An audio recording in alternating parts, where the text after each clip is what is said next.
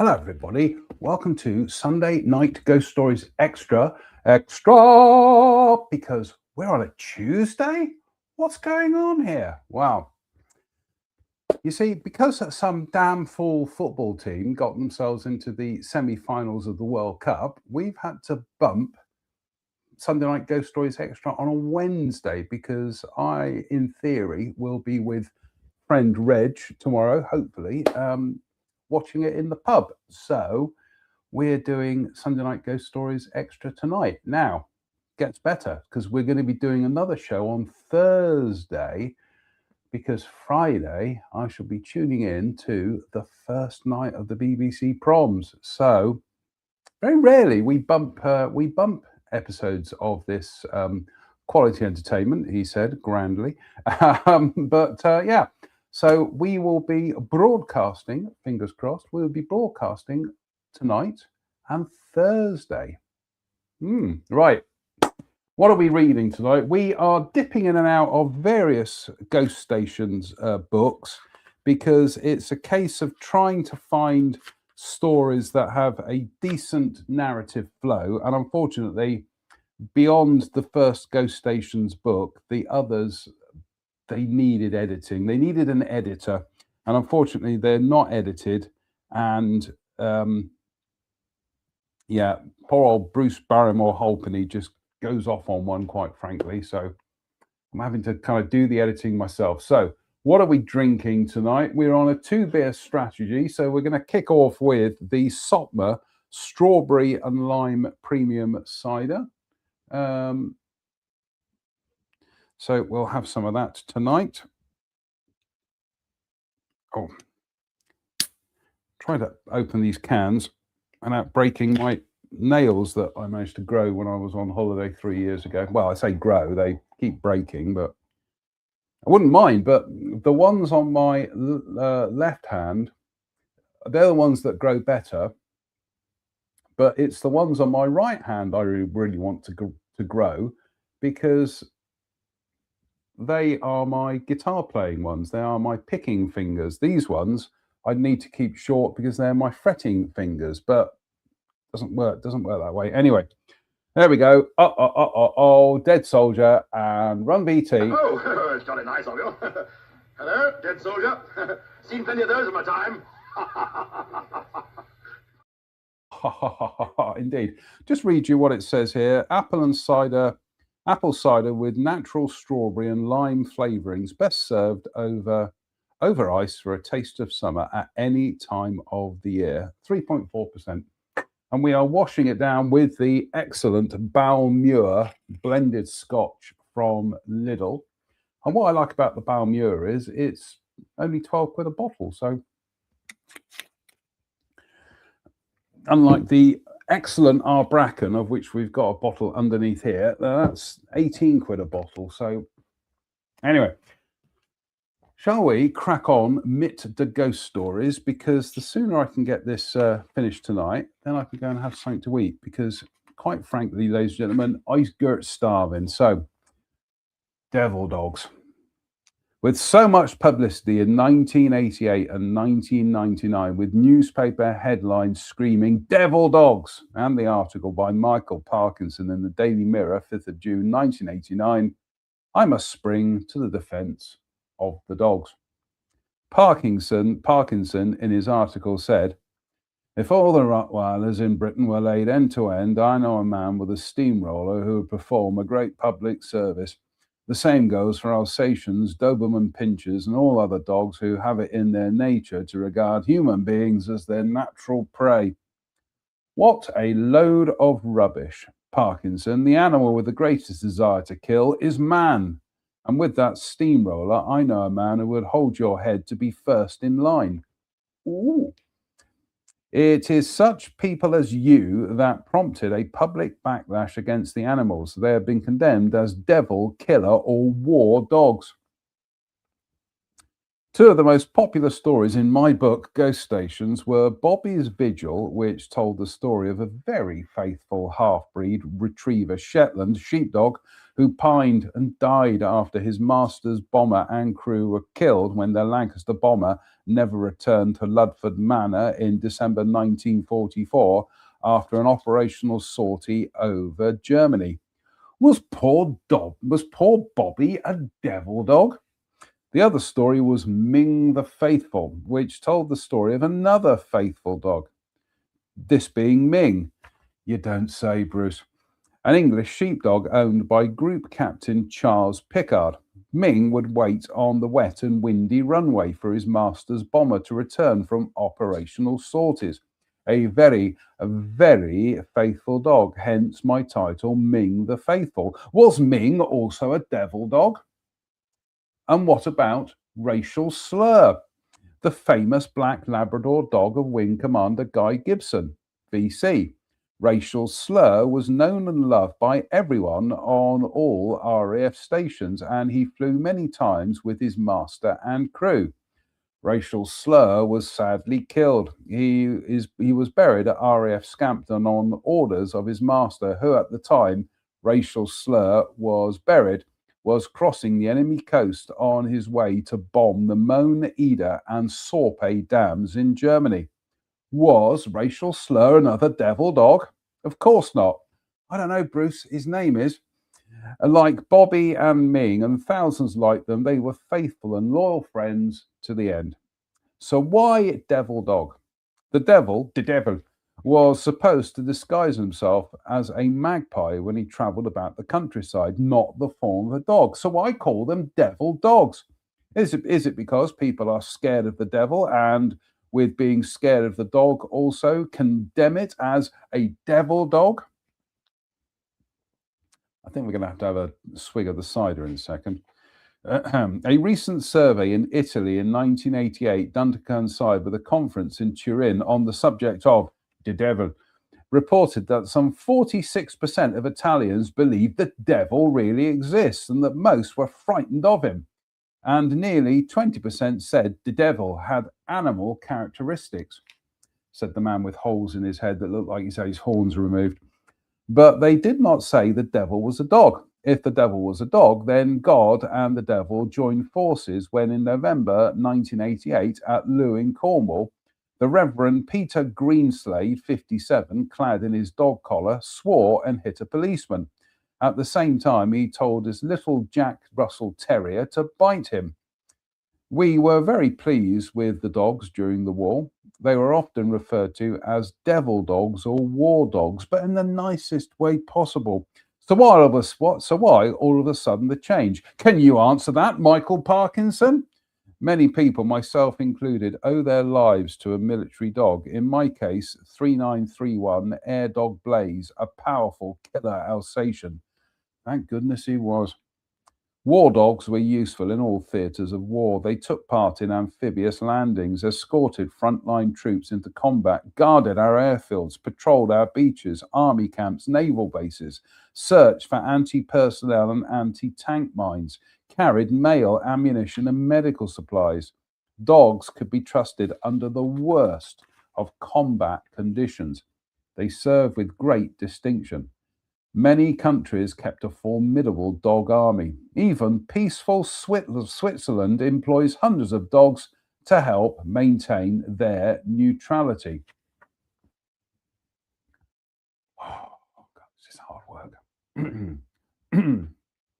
Slange me, bar. Oh, that's lovely. Bred to kill, war dogs, devil dogs. Let me dispel that myth. In October 1943, the Supreme Allied Commander in Europe, General Dwight D. Eisenhower, travelled to the Italian front to personally congratulate a war hero whose exploits had earned him the Silver Star, Purple Heart, which he was awarded for wounds received for valiantly attacking and silencing a German machine gun nest, and Distinguished Service Cross. Who was this important hero, war hero? His name, Chips, recently promoted to private first class, a powerfully built 4-year-old mongrel in service with the United States Canine Corps. Chips served for the remainder of the war, and after the war, and on the 11th of December 1945, Chips.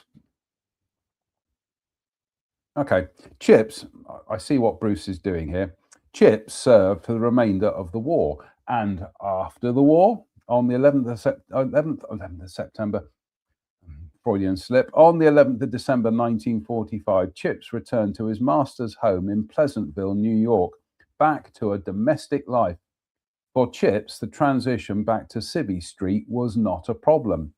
Was that raggy mongrel a devil dog? That is best summed up by one of the dog dischargers who said, "Dogs are the same as people. Those who came in mean left mean." Chips, the canine hero, lived out his days without incident, so it would be silly to call all dogs devil dogs. Bruce, I don't think that's what people are doing, mate. I think we've established it's certain breeds. Oh, he's bloody hard work, this guy. Sorry, Bruce.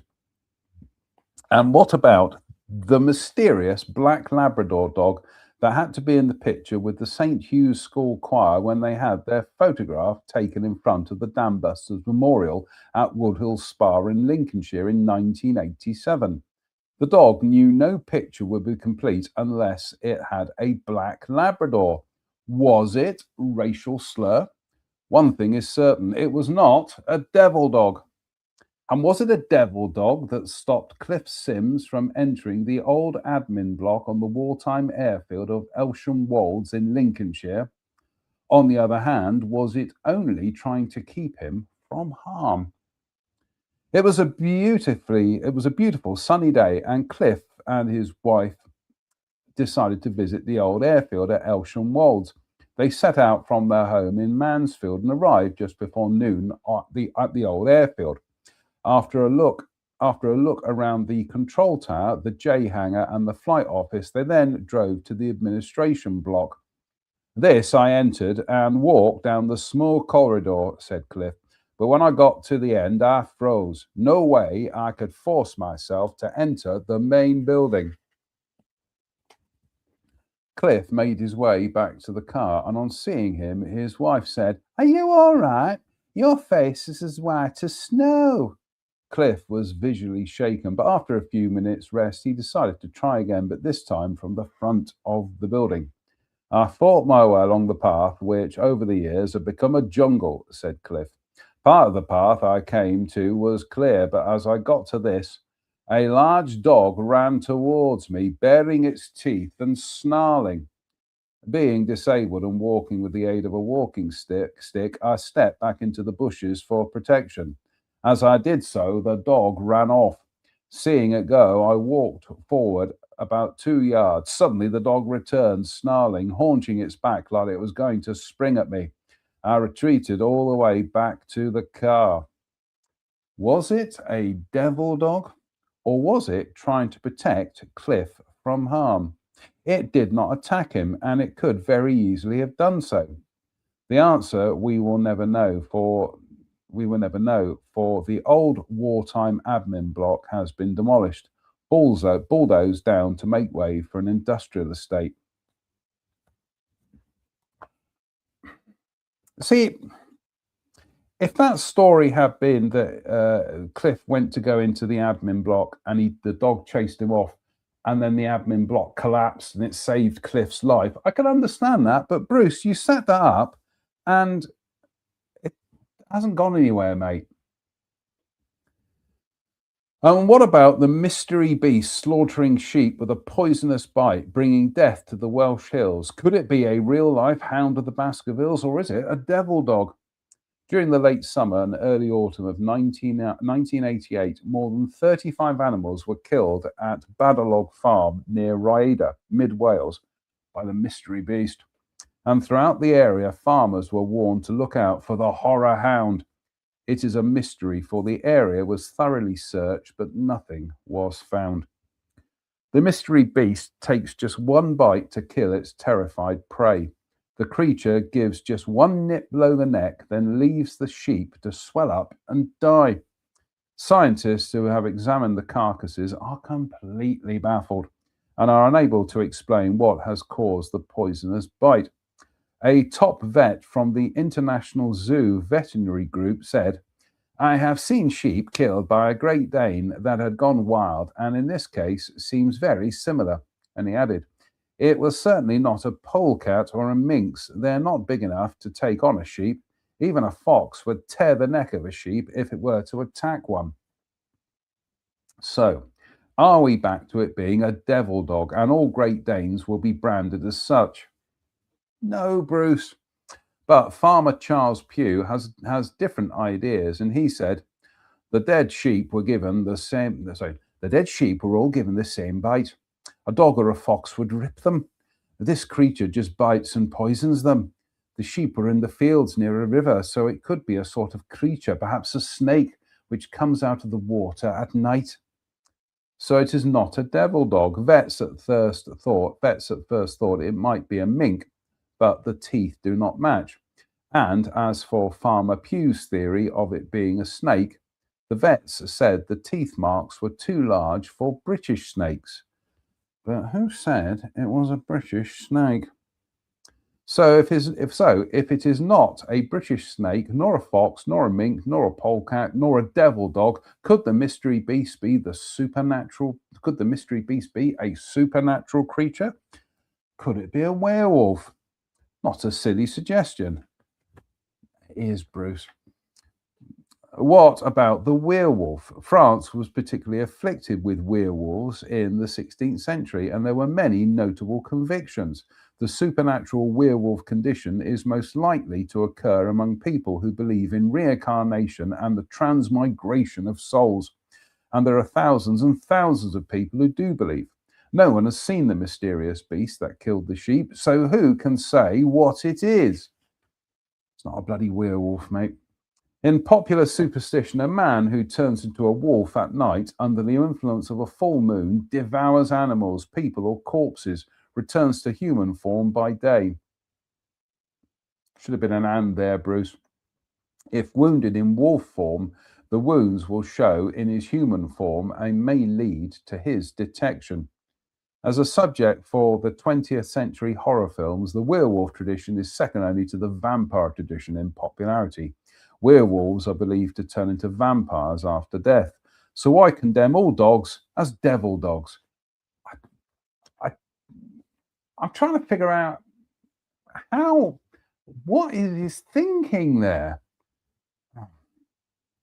The new blockbuster film in the autumn of 1989, Turner and Hooch, which in the United States grossed a staggering $50 million, and the main star, Beasley, a dog, a rare French breed known as Dogue de Bordeaux, a cross between a pit bull and a mastiff. At least he can give you $1 million bite. Is Dogue de Bordeaux hysteria set to sweep Britain in the wake of the poor old Rottweiler? In Germany, Rottweilers are powerful working dogs, not devil dogs as branded in Britain. It is time to lift the quarantine regulations and inject new blood into British breeds. Do not blame the poor dogs or their owners. I do blame the dogs, but I do blame the owners. And in the wake of the devil dogs hysteria, the media screams about a ferocious new breed of dog called Bandog. But that is not new, for it was the name given to the English bulldog in the 16th century. Bandog from the French band dogue, which given to such dogs as the Mastiff, Bloodhound, or English Bulldog, and so called because kept tied or chained up,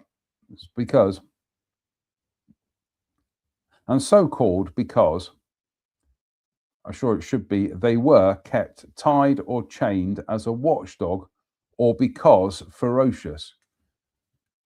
Doesn't make sense, mate. Or because they were ferocious. They are not devil dogs. Get the feeling Bruce wrote that in one go, sent it to the publishers, didn't proofread it. Dogs in training at the Royal Air Force Police Dog Training School at RAF Newton in Nottinghamshire. They are trained to protect Royal Air Force establishments and, in the course of their duty, may give their lives. Are they devil dogs? I think not. There's a little picture there. I don't know if you can see that. And we have another picture here of a bulldog. It says Bulldog Drummond, the personal emblem of Sergeant Drummond, later wing commander, which adorned Whitley, Armstrong Whitworth Whitley, Z6577F for Freddie on 78 Squadron, and on Halifax L9534T for Tommy of 76 Squadron. The Bulldog Drummond was established on the nose of the aircraft, and the black patch over the eyes symbolized the practical element in night bombing. But the important feature was the boomerang around the neck, the weapon that goes out to its target and always returns. Not a devil dog, a lucky dog. That's the Bulldog Drummond there. I can't see it because the camera won't focus. Oh my goodness me. Bruce, that was hard work, mate. Thank goodness these next ones are nice and short. In the magnificent Rush beer glass, I don't know if you can see that. There we go. Thank you, viewers Kirsten and Steve in the United States.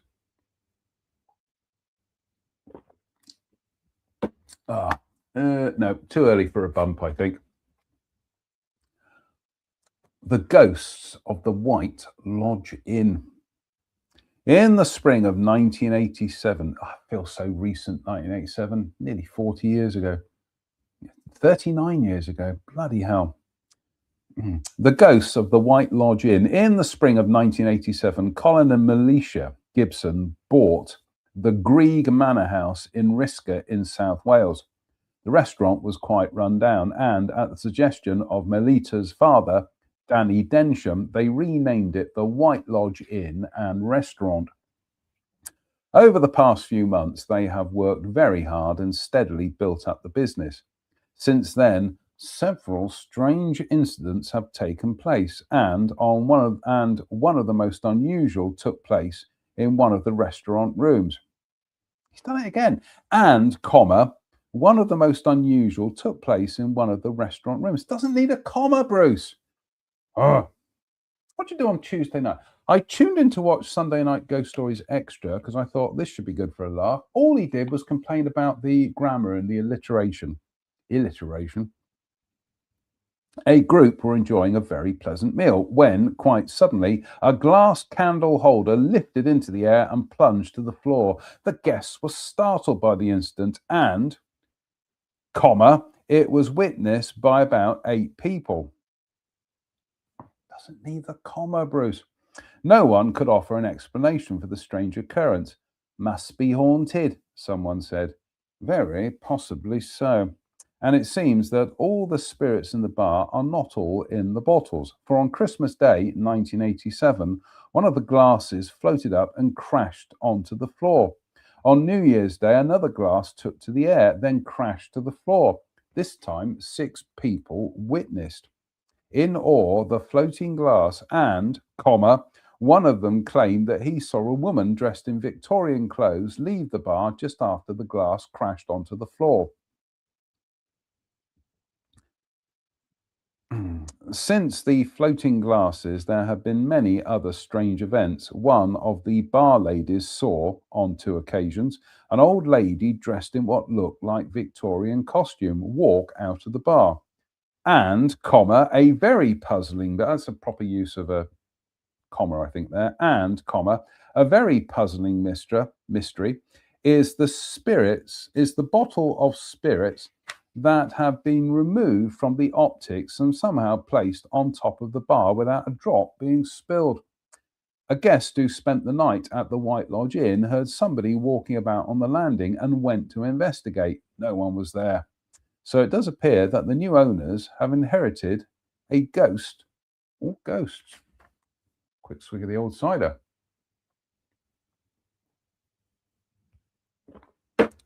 Lovely. The resident ghosts seemed quite friendly and helpful, as the owner found out firsthand. He had been working very hard throughout the day and was ready for a sit down and a bite to eat. He made himself comfy in front of the television, but in a short time, he fell fast asleep. I know the feeling, mate. The central heating had switched off. It's off. he's written of and put another F afterwards. So the central heating had switched off, and the room soon began to get chilly. Suddenly, he felt a hand on his shoulder, shaking him awake. Something told me to go to bed, he said. The television was still on, but issuing the high-frequency whistling tone. Or my tinnitus, that sounds like. Still half asleep, he made his way to bed. It was only after a good sleep did he realize that he was quite alone the previous night. So who shook him on the shoulder? A medium who visited the White Lodge Inn said he could sense two ghosts, a pipe-smoking old man and an old lady. That would account for the strong smell of pipe smoke that Denny Densham could smell as he sat in the room watching television. But what about all the other sightings, and why the broken glasses? Also, why was it that Denny did not see the ghosts? I asked him if he had ever seen a ghost. Yes, he replied, I have seen two ghosts. One was in wartime in Barnes. It was a solid figure of a man dressed in a Dickensian outfit with cloak and top hat, which, was standing directly in my path as I walked along the pavement to get my bus. It was so solid, I said, oh, sorry, as I did a little skip jump around him so as not to bump into him. When I looked back, he had vanished. This only happened once, and I have no explanation for it. Some years later, when commercial television was about to start, I went into a partnership with two others and converted part of an old Victorian Barnet Ensign photographic plate factory into a small, compact film studio. We were the first people in the new little industrial estate to get the phone connected, and so, from time to time, newcomers would come across to borrow our phone. Unfortunately, some abused the privilege and began to sneak in and make long-distance calls without paying. Because of this, we nailed up our back entrance, which was located beside my office. There was a glass window in the wall overlooking the passage from the door. One afternoon, my secretary, our studio electrician, and myself were having tea in his office when a workman in overalls clumped down this passage from outside. We all saw him pass the window, and I immediately picked up the phone to warn my partner, who had his office by the front door, telling him to stop this man as he had no right to be in the building. We never found him. He had vanished just like my Dickensian man. Most amazing was that just a week before we had laid a heavy-duty lino in that passage and found that we could not repeat the sound of his footsteps because the lino muffled them. Despite a search through the local newspaper files going back over 100 years, we could not find a story which might have linked the building with some death or tragedy. It is very strange that Denny Densham described the ghost he saw as dressed in a Dickensian outfit, and the ghost in the bar being dressed in Victorian clothes. For there were three or more sightings of a ghost at RAF Landon, South Glamorgan, during 1943 and 1945. Those who saw the ghost said it was dressed in old-fashioned clothes. It was here they melted down those faithful Lancaster bombers, and many times a ghostly figure in a stovepipe hat was watching over them. He sort of resented what we were doing, said one airman. It was a tragedy not to save some of those faithful bombers, and, from the hundreds of pilots taught to fly at Langdon, many failed to return and were killed in action. That is also a tragedy. Bruce doesn't need the comma.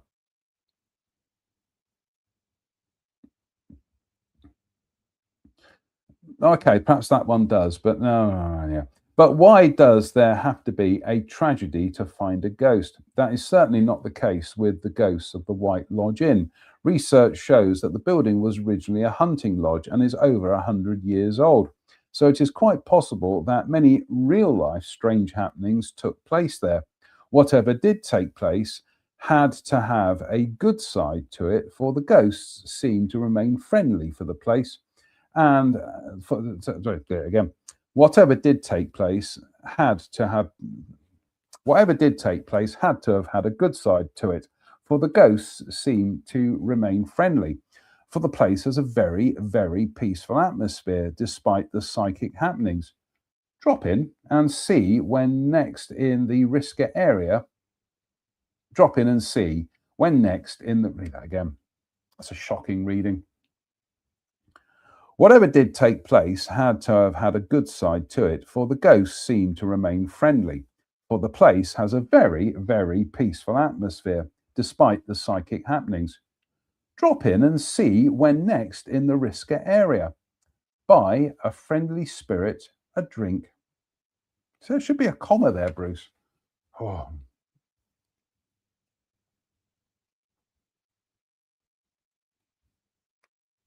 I can't remember if we read that one or not. I think we did read an alien sound. I get the funny feeling we have read that one. Just going to have a quick flick through it.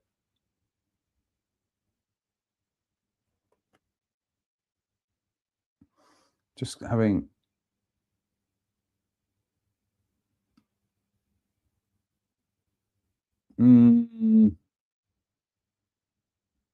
Perhaps we will read this one. No, we did read that one last time. We read that one. Can't remember if we read that one. Perhaps we will read that one. Oh, it's been a long day, folks. Right. Oh, slimes me var. What are we up to? 33 minutes past the hour. So, like I say, we are going to be watching the football tomorrow night. In fact, tomorrow I am out with Reg. In theory, we're doing a 2-reg trip down on the West Somerset Railway. So looking forward to that. The weather forecast for tomorrow didn't look good, but it has since improved.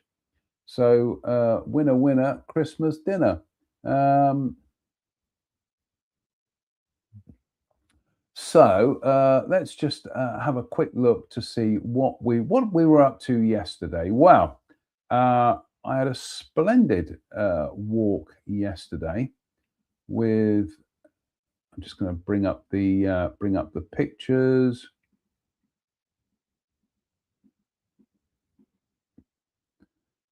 Come on. I had a splendid walk yesterday with my good friend Kim. So we did the seafront here, which was jolly good.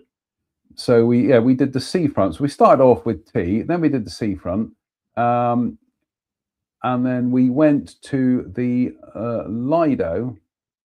Oops, Daisy, that picture's the wrong way around. Never mind. So we went to the Lido swimming pool where we had lunch. I had that rather excellent kind of like quiche with rocket. Goodness me, the dressing on that rocket was incroyable, absolutely delicious. Then we had cake. We shared a Victoria sponge. Oh my goodness me, that cream was artificial cream, but it was very Moorish. I'm sure it was pure heroin. Very, very nice. And there is Kilkenny Bay. That's our seafront. Absolutely splendid. And then we went down to the lake grounds where they appear to have managed to get rid of the green algae on the duck ponds. And there's Kim. So that was absolutely splendid. So thank you, Kim. I enjoyed that. Same again soon, hopefully. So today's just been solid work. I was hoping to get a bit of gardening done, but no, it's just been solid from start to finish. Didn't even get a chance to go down the shops. But yeah, so solid work today, so I can take tomorrow off so that I can swan down the old West Somerset Railway with Reginald. And yeah. So I'm just having a quick look. I honestly don't think these stories work in a book on ghost stations, Bruce.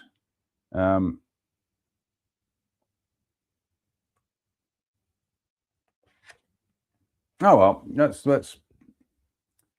let's crack on, shall we?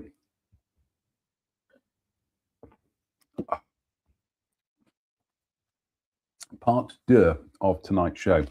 The lost gold of King Darius III. What's that got to do with aeroplanes? To many people, gold is almost a religion, and it brings out the animal in man to protect his gold. Even before Christ, gold was a much sought after and treasured treasure. Treasure. This was very much so with the Persian kings, the most noted being Darius III, who reigned from 336 to 330 BC, and, was the last king of the Achaemenid dynasty. The two previous kings, Artaxerxes III and Arses. I'm not joking. He is called King Arses. Had been poisoned, and when Darius III came to power, Bagoas also tried to murder him. Oh, the beer burps. 37 minutes and 48 seconds. There we go. But the king made Bagoas drink the poison. Gold was needed to finance the numerous wars, and when Darius III went to war, his gold went with him. In the spring of 334 BC, Alexander the Great invaded Asia Minor and defeated the Achaemenid army at Granicus, and by the following year had captured most of Asia Minor and reached Cilicia.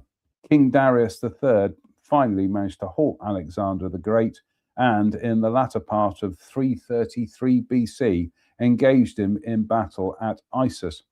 But Darius was defeated, and he fled from the battlefield, taking with him his gold, but leaving behind his mother, wife, and children, who were captured by Alexander the Great. Sorry, on a bit Iron Maiden there for a second. Darius offered a king's ransom for the safe return of his family, but Alexander the Great rejected the offer and marched into Mesopotamia. Darius was once again forced to do battle with Alexander the Great, and once again he was easily defeated. On the 1st of October 331 BC, when King Darius III, laying well to the rear of the battlefront, heard his army had been decisively defeated, he and some of his generals turned their chariots round and fled with all the gold to Ecbatana, the royal summer palace midway between Baghdad and the Caspian. Loyal soldiers fought on while King Darius made good his escape with his gold, and it was many weeks before Alexander the Great and his army gave chase.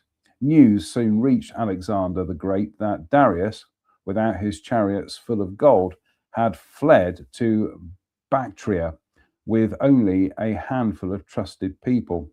With this news, Alexander the Great knew the king's gold had to be at Ecbatana, but where?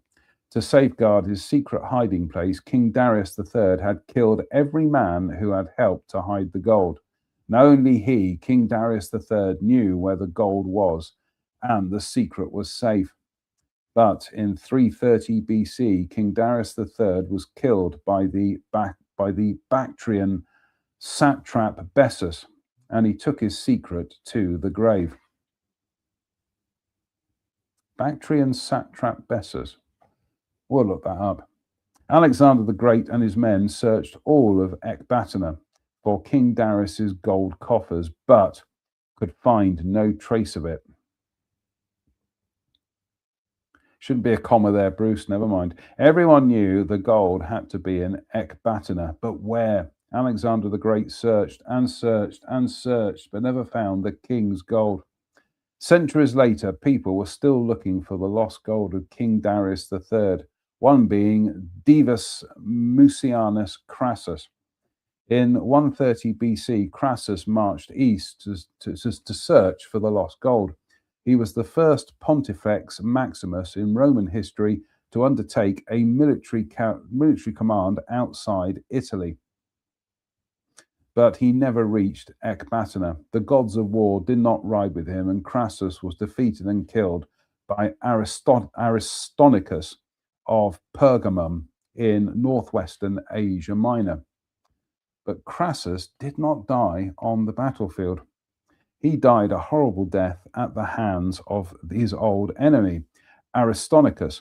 Aristonicus knew that Crassus was in search of the lost gold, so he melted down some gold in a crucible and poured the liquid gold down his throat while he was still alive. That's also in a Mach 1 strip in 2000 AD. But anyway, Julius Caesar sent men to search for the lost gold, as did other noble Romans. But they all failed. King Darius's secret remained a tight secret. I think we've established it's a secret. So in the early part of the this is nothing to do with airplanes, Bruce. In the early part of the 2nd century AD, Emperor Trajan sent Pliny the Younger to govern Asia Minor and put forward a plan to find the lost gold. Trajan was convinced the king's lost gold had to be buried in a river which ran near Ecbatana. He worked on the principle that one so greedy as King Darius for gold, it had to be buried, for he would never have trusted anyone to look after it. And with an army close on his heels, the obvious place to hide it was in the river. An army of men set about the task of changing the course of the river. Then, when the old riverbed had dried out, it was searched inch by inch, but not a grain of gold was found. It was known that King Darius III had the gold with him when he fled the battle area, and spies noted that he had the gold with him when he arrived at Ecbatana, but not when he left. So the gold has to be at Ecbatana. And over the centuries, the legend of the king's lost gold has smouldered on, blazing into life every now and again. To this day, the gold of King Darius III has never been found. Has it some secret curse keeping it secure from man's greed? Darius was so greedy for the gold that he cursed anyone who should touch it, and it was more important to him than his family. So after killing all those who knew the whereabouts of the gold, did Darius put a curse on it should anyone find it before he returned? He lived only for his gold, and it is obvious he intended to return to collect it, but he never got the chance to do so. Today, Ecbatana, as it was called by the Greeks, is called Hamadan, and it has grown into an important trade center on the main Tehran to Baghdad highway. It has changed over the centuries, and today the city dominates the wide, fertile plain of the upper Qarasu River. A short distance east of Hamadan is the Mosala, a natural mound which includes the remains of ancient Ecbatana, which has never been excavated. Does this hold the secret of the king's lost gold? And why never excavated? Does the king's curse hold the answer? We do know the modern town is built partly on its mounds, but its records are only from the 1st millennium BC. The town has a turbulent history. In 1220, Hamadan was destroyed by the Mongols. Were they looking for the king's lost gold? Then, a quick swing of the old cider. Bruce, where are we going with this?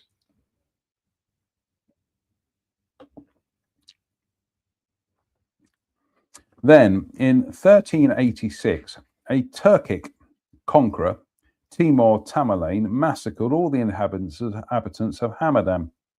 It was said that he was searching for the lost gold of the Persian kings, and when he could not find it, he massacred all the people in the town. Errant apostrophe there, Bruce. It was said that he was searching for the lost gold of the Persian kingses. Shouldn't be kings with an apostrophe. It should just be kings. And when he could not find it, he massacred all the people in the town. Ecbatana is mentioned in the Bible, Ezra 6:2. It changed hands often between Iraq, Persia, and Turkey. And today, although the population is mostly Iranian, 1/4 have Turkish origins. Will the king's lost gold be found? Does it rest in the mound that holds the remains of ancient Ecbatana? The Spanish conquistadors, in their greed for gold, plundered the Inca towns as they searched for the buried treasure of the Incas. Hiram Bingham discovered the legendary lost city of the Incas in the Peruvian Andes in 1911, and even to this day, after 400 centuries, fruit trees are still growing, but the treasure of the Incas has not been found. And there was Troy, an ancient, shouldn't be and comma, there was Troy, an ancient city, and there was Troy, comma, an ancient city in the northwestern Anatolia, about 4 miles from the southern entrance of the Hellespont, which faded into obscurity after the founding of Constantinople in AD 324. The area of Troy was ruled by many, including the Persians and Alexander the Great. For years, the mound, called Hisarlik by the Turks, was known to contain the ruins of Hellenistic and Roman Liam, as the Romans called Troy. But it was not discovered until Heinrich Schliemann excavated the mound in the 1870s and discovered the lost city of Troy. And it was not long before they found the fabled cache of Troy gold. So, does Mound Mosala hold the secret of the king's lost gold? It could well be so, but will the curse of King Darius III keep man's greed at bay? Only time will tell. For those wanting to brave the gods and the curse, the town lies 34 degrees 48 north and 48 degrees by 30 east. Your chances are fair, for at the end of 1987, British and Iraqi archaeologists discovered a settlement at Tel Afar in northern Iraq, dating back 12,000 years. But finding the lost gold of King Darius and finding favor with the gods to remove it is another matter. Bruce, I hate to ask you this, mate, but what the bloody hell does any of that have to do with aeroplanes? Ghost stations, but that was nothing to do with aeroplanes. We're going to have some snacks, because I forgot to have snacks half time. So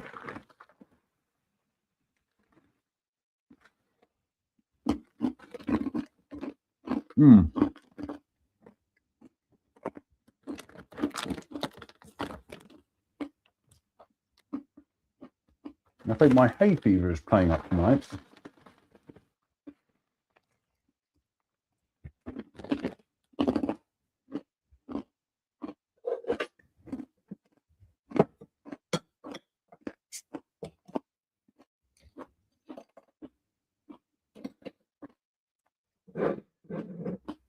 So now we're on to the coffee stout.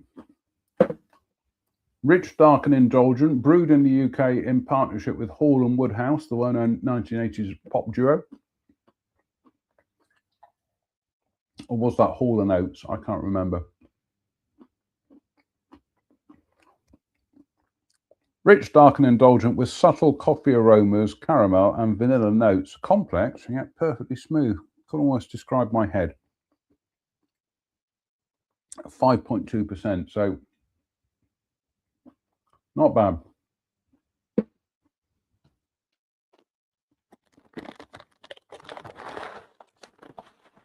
I've just had a thought. What I should do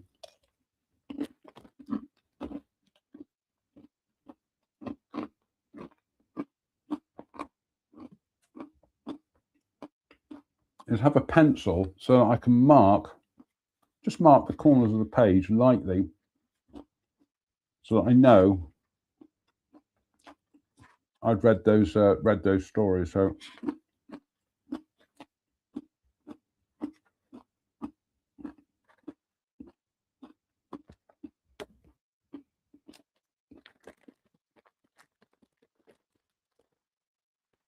oh, this is lovely. This is Lidl Japanese style rice snack mix.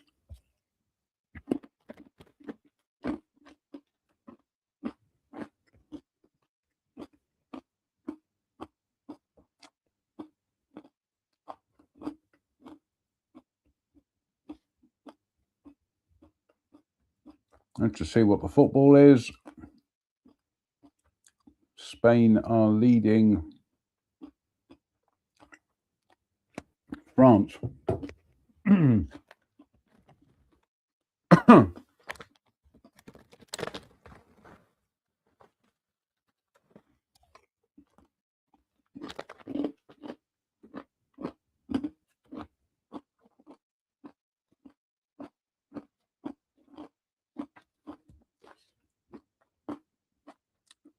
The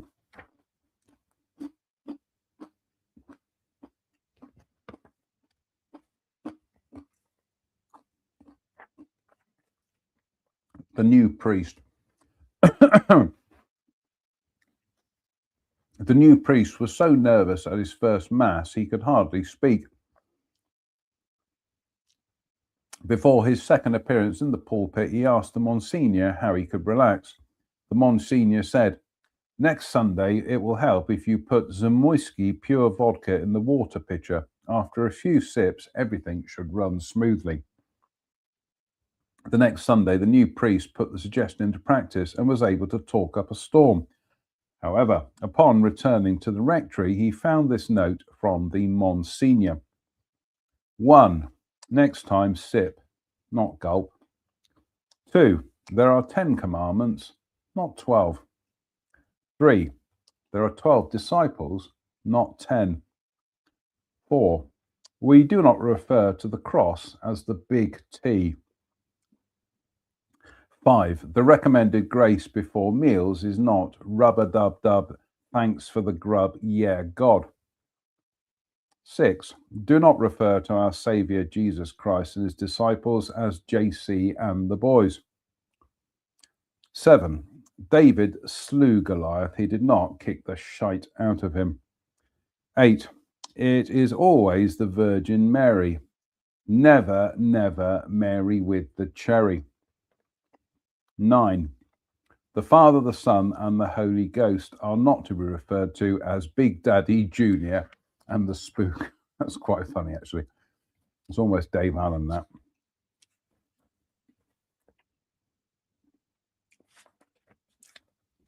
And these next ones are catch-ups from previous books. So what are we up to? 50. Yeah, this might be it for tonight. So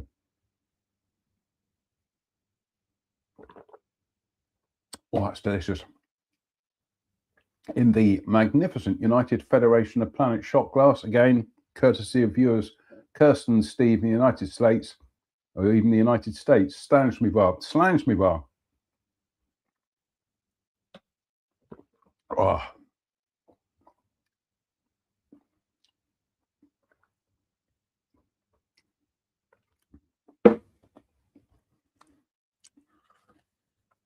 More. My 2 previous books gave many people food for thought, and this brought many letters. So for an update of the stories, let us have more. The Reaper's Bomber. Should be Reapers with an apostrophe, Bruce, never mind. Ghost stations. Oh, the beer burps again. Do apologise. This story brought in a flood of mail from readers, but one of the most interesting was from Mrs. S. Rennies, nee Garnett, who said, "I read with great interest your ghost stories about a bomber and ghost of Warrant Officer J.D. Garnett, page 160, Reaper's Bomber. My father was killed there, aged 26, although it is a year out to his death certificate. It seems ironic. Where did you get this information from? Any lead would be appreciated. I was born 2 months after his death, everything being a bit vague. My mother is 71 and has never been told the exact story. I am now reading again, excellent. I think she means ghost stations too. This letter does show that all my information is true. All names, dates, and places are as stated. They are not changed. I also received a letter from Frank Smithson, who told me that he stood on part of what was once the main runway at RAF Lissett, and as the light began to fade, he heard on the wind the sound of a heavy piston engine bomber. I quickly legged it back to my car, he said, but that could not have been the Reaper's bomber. That was only in war.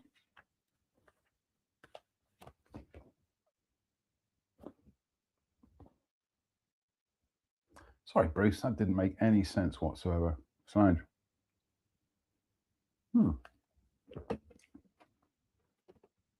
Suddenly realised a custom that I do every night. I didn't do it tonight, and I suddenly realised I didn't do it tonight because I looked at the camera and could barely see the screen because my glasses are so blessedly dirty. And that's before every show, I always clean my glasses. So another thing I've forgotten to do.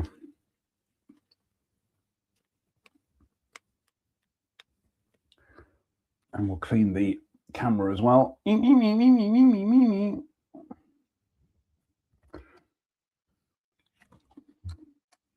Message from the air, ghost stations.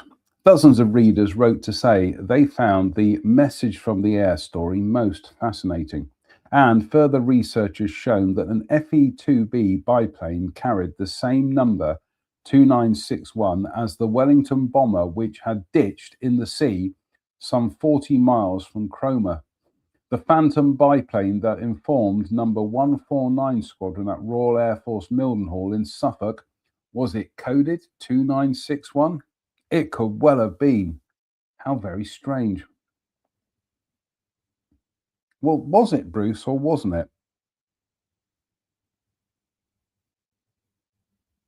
I don't get that.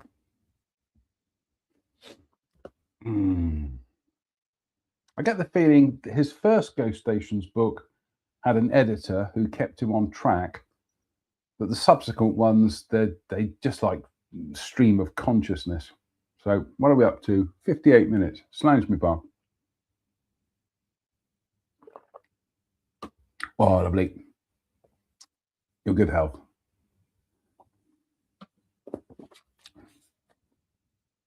Bobby's Vigil, Ghost Stations. Many people wrote in to say that they have seen the ghost dog. They have seen the ghost dog, full stop.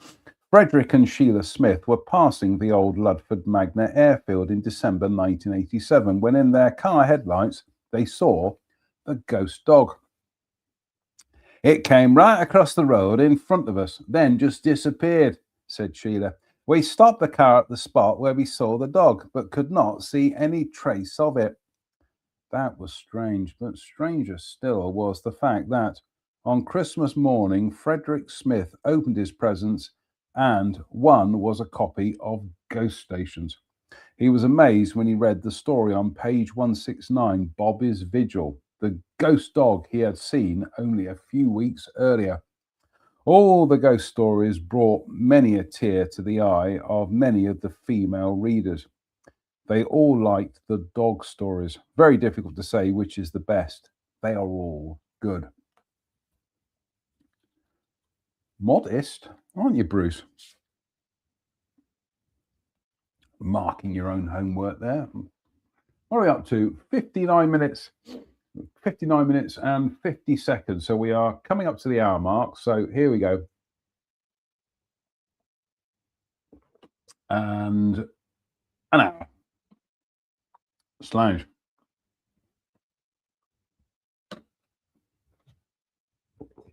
Oh.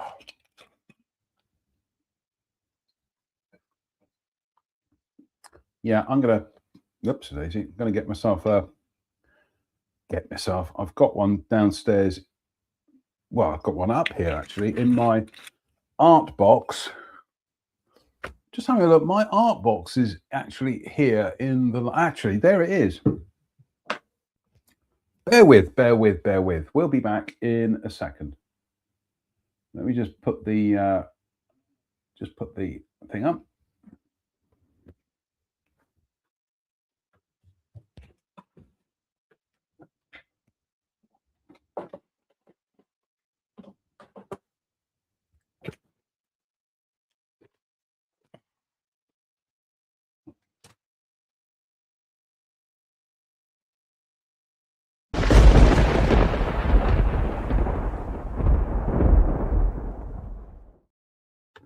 On the shelf in the library here, oh, the beer burps again, is my old art box from art college, which has got loads of pencils and things and God knows what in here. So what have we got there? That's an H.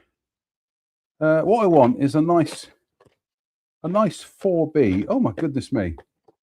There's a pen here. Official Loch Ness Monster exhibition, Drum the Drocket.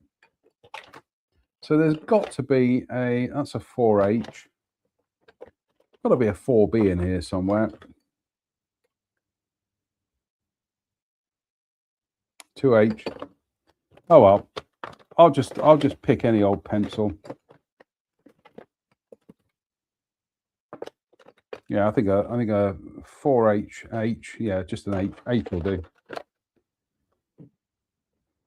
So what I should do is Ghost Stations here. I'm going to go back and just gently mark each of the ones that I know I've read.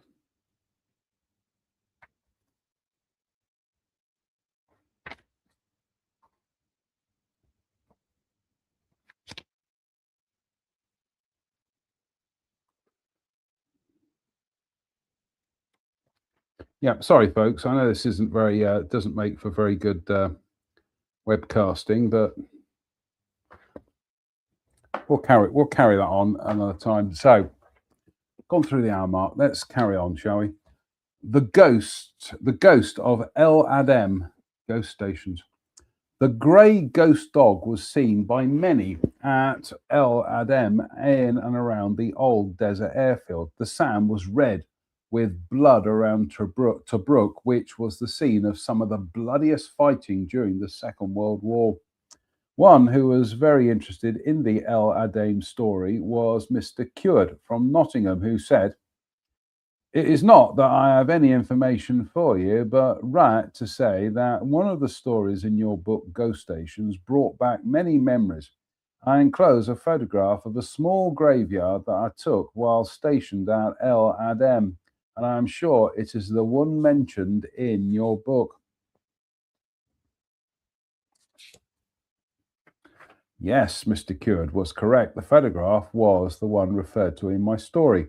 One can now see how windswept and eerie the little graveyard looks. Just imagine the dark night, the wind blowing, sand drifting over the graves, and you're alone. Alone, that is, except for the grey ghost dog. And there is the photograph of a little cloud of sorrow looks down on the now still and silent graveyard at El Adem, just outside Tobruk. The shifting, whispering sands drift over the graves. An eerie stillness prevails, for this is the haunt of the grey ghost dog. So there's the picture. Can't really see it, but oh, I've got itchy nose again. Oh. Suddenly realised that when we did ghost stories on Sunday, I didn't dead soldier the bottle of beer, bottle of the toffee stout. So, but anyway, there we go, another dead soldier, and let's run VT. Oh, it's jolly nice of you. Hello, dead soldier. Seen plenty of those in my time.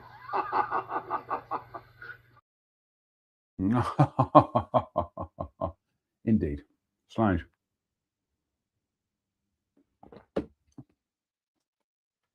Right, I think we'll finish off these Japanese style rice snacks.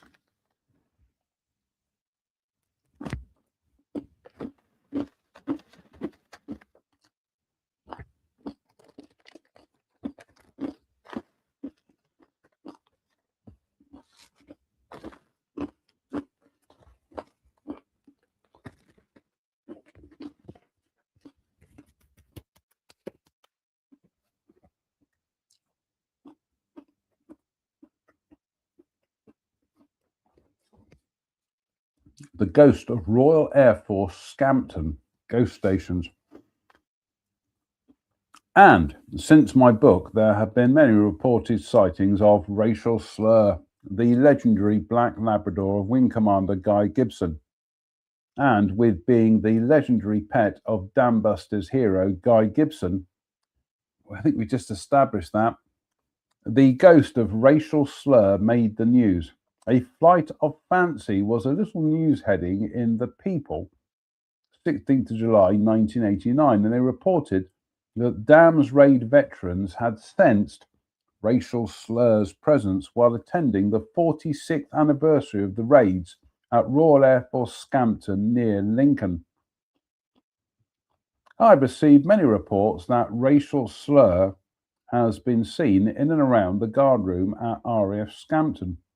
A mysterious black dog has also been seen near the officers' mess. Was it racial slur? And, it was very strange that I received 3 different sighting reports of a mysterious black Labrador dog. Sorry. There shouldn't be a comma there, Bruce. Why do you put commas after ands? Oh, and it was very strange that I received 3 different sighting reports of a mysterious black Labrador dog, first seen near the officers' mess, then near the hangar used by the Red Arrows, and then at the side of the guard room. 3 independent sightings on Friday, the 12th of August, 1988. I have no reason to doubt the claims that 3 people saw a silent black Labrador at RAF Scampton on Friday, the 12th of August, 1988. I think we've just established that, Bruce. But stranger still, the fact that the day was Racial Slurs Master's birthday. Was Wing Commander Guy Gibson, VC, DSO, DFC? Sorry, Wing Commander Guy Gibson, VC, DSO, DFC would have been 70. Did Racial Slur know that?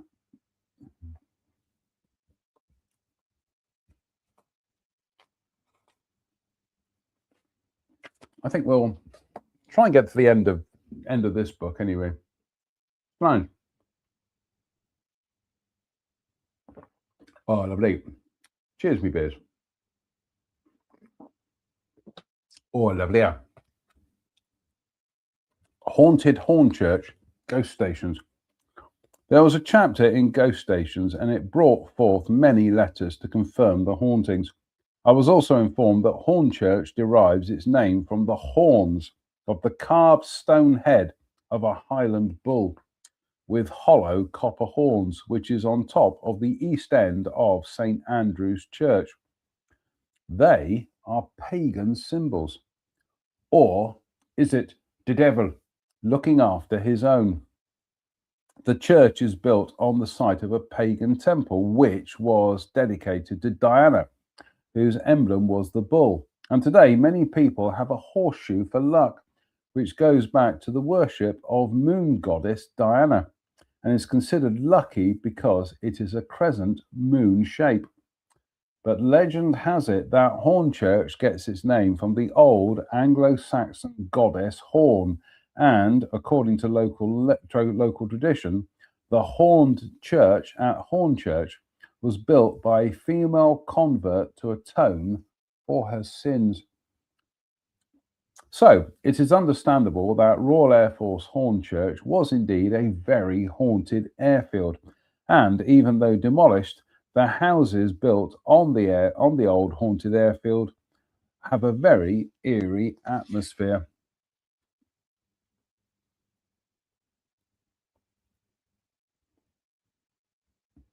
Again, he's done it again, and comma.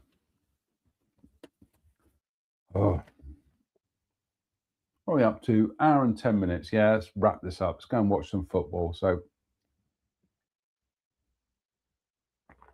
oh, lovely. Slide.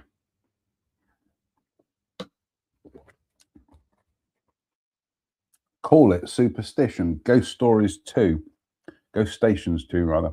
This chapter brought forth a flood of superstitions and, comma, it is impossible to relate them all here.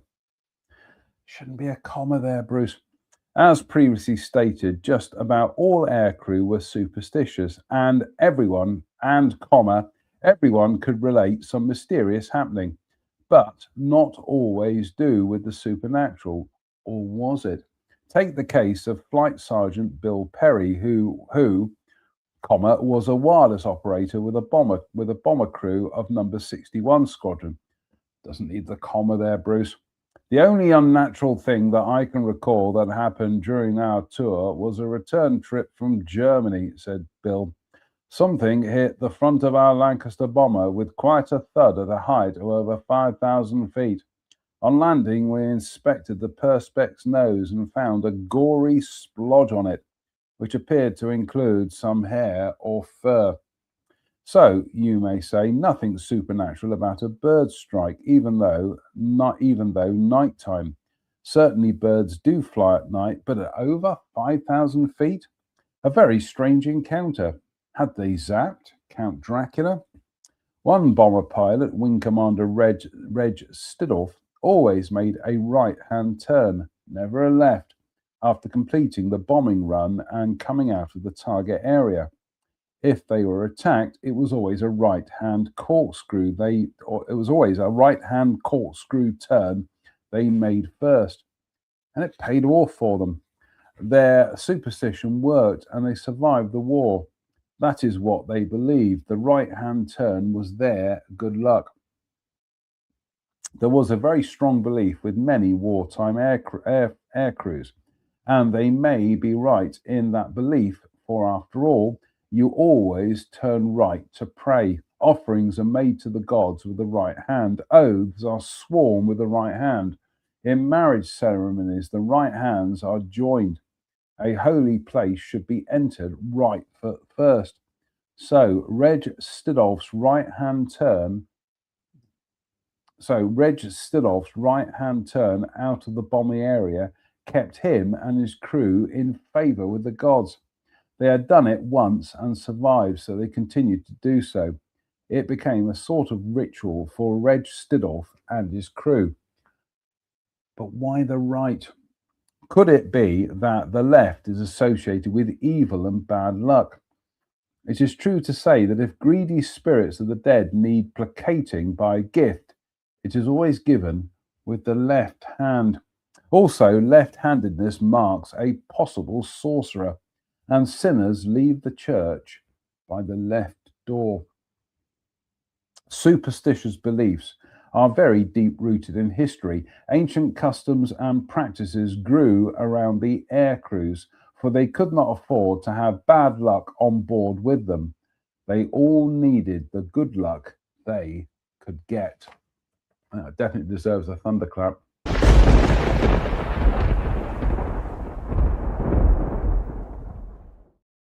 Oh, the beer burps again. Right, last dirt for tonight. Slange. Oh, your good health.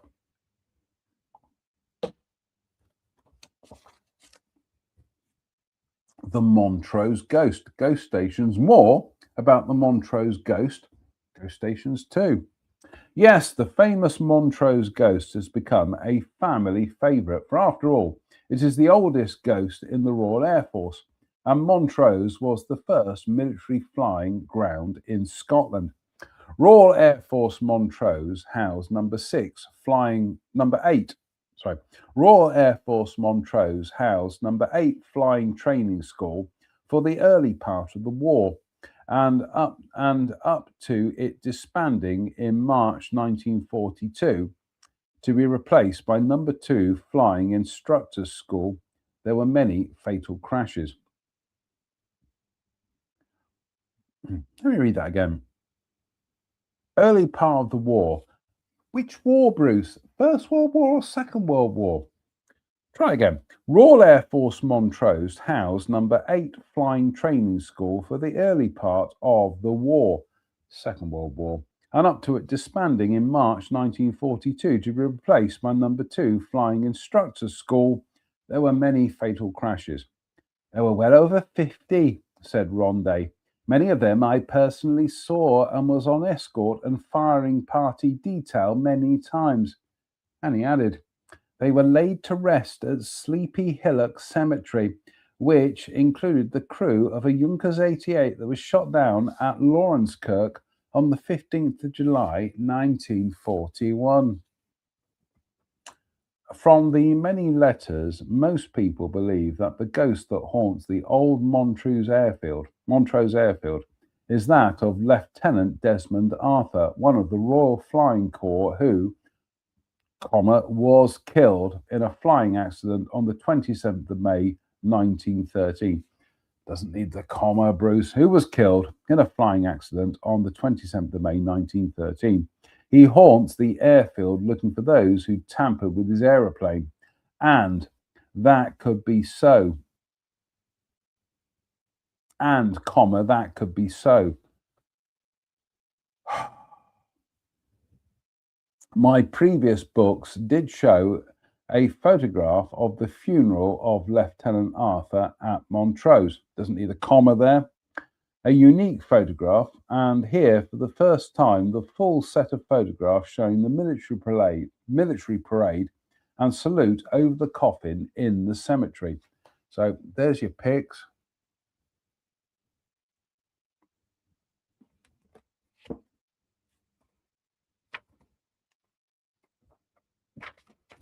Last for tonight, but this next one I can actually give you a bit of insight into this. So science me on. Cheers. Final for tonight. The Harrier Jet Mystery, Ghost Stations 2, or ARG. I think we'll call it Ghost Stations 2. This story interested many people, and it is interesting to note that in July 1989, a little Cessna flew for 5 hours with the pilot, lawyer Thomas Root, unconscious. The riddle of the ghost pilot. The pilot was rescued off the Bahamas after the little aeroplane ran out of fuel and crashed into the sea. A new twist to the mystery unfolded when it was discovered that Root had been shot in the stomach. An even bigger mystery, the Soviet MiG-23 fighter that crashed in Belgium, killing a 19-year-old villager after flying unmanned for over 600 miles across East and West Germany and Holland. Just like the Harrier jet, the Soviet jet plunged. Bruce, you've already established MiG-23 fighter, so just like the Harrier jet, the Soviet fighter plunged to the earth after it ran out of fuel. It had flown for over 600 miles at a constant altitude of 10,000 feet in a straight line. The pilot is said to have ejected over Poland because of a malfunction of the aircraft's technical system. Yet it flew on automatic pilot, straight and true, for over 600 miles. How very, very strange. Was it an alien crew?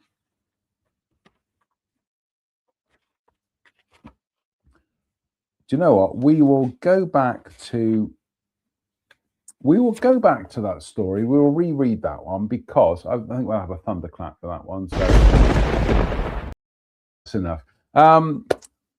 The story about the Mystery Harrier, and I'm sure it's in Ghost Stations 2.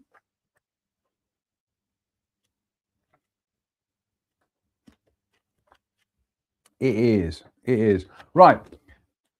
I remember this was 1987, and my workshop used to be down the end of the garden.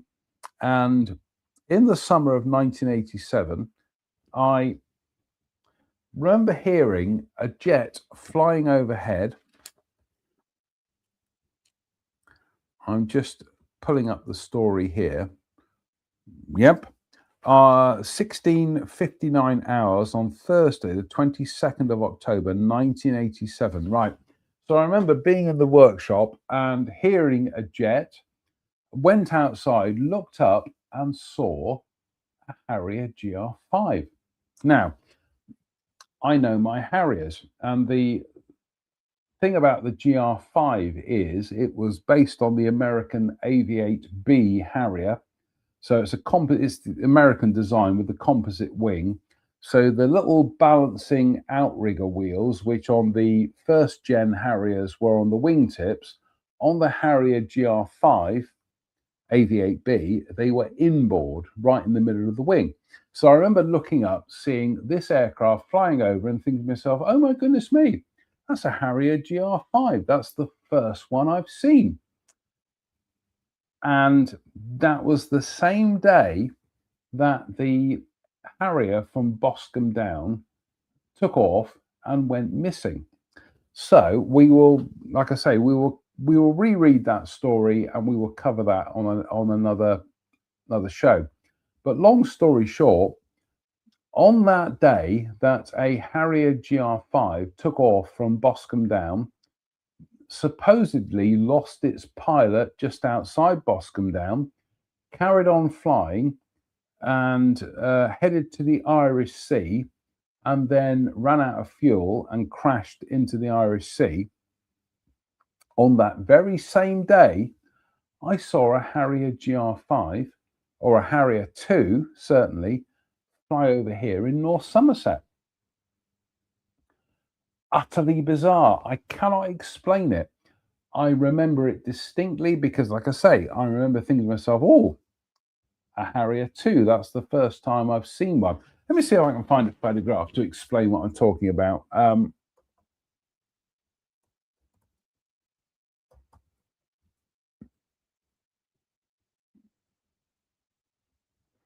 So I'm going to find a decent Harrier 2 drawing.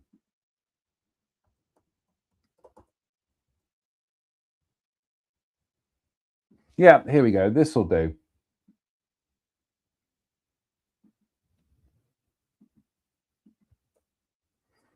This will do. So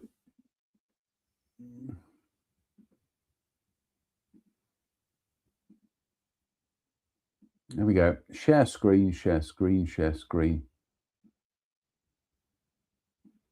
So excuse me. So there we go.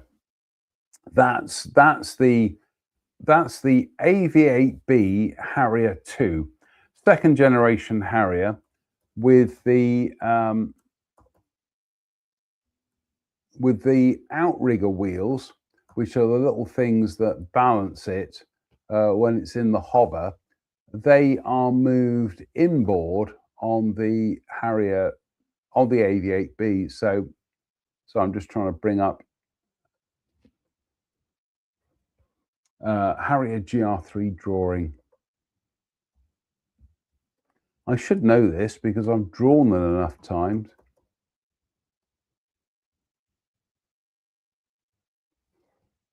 Bear with, folks. I'm just trying to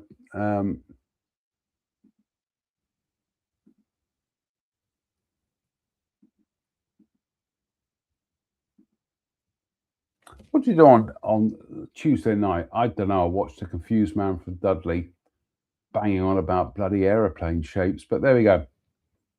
That's a Harrier GR5. So the Harrier GR5 was based on the American AV8B Harrier.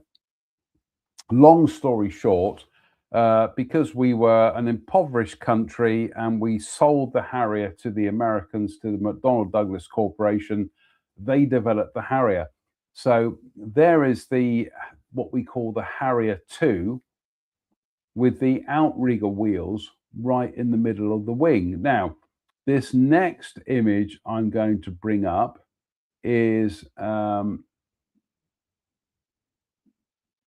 share screen. So there we go. This is a classic first generation Harrier. So you can see the outrigger wheel is on the end of the wing. Yeah, absolutely on the end of the wing. Whereas on the GR5, share screen, share screen, share screen. On the GR5, it's smack bang in the middle of the wing. There we go. So, long story short, back in October 1987, I remember hearing a jet flying over, looked out, saw a Harrier 2 flying over. I remember thinking, oh, that's the first second gen Harrier I've seen. And that was on the same day that a Harrier GR5 had taken off from Boscombe Down, lost its pilot, set itself a course, headed to the Irish Sea, and ran out of fuel. Can I explain that? No, I can't. But I know what I saw, and I definitely saw a Harrier GR5 that night. So mysterious. Cheers, me beers. Oh, delicious. Slange. So that's it for tonight. Oh my goodness me. We've polished off another Ghost Stories book, but we will be polishing off some more as well. And like I say, we're going to go through the books and start ticking off the stories we've read. So we'll try and play catch up on some of the ones we've missed. So until the next time, it behoves me to say thank you for watching. Why not? Stay safe, stay out of trouble, and please don't have nightmares. Good night.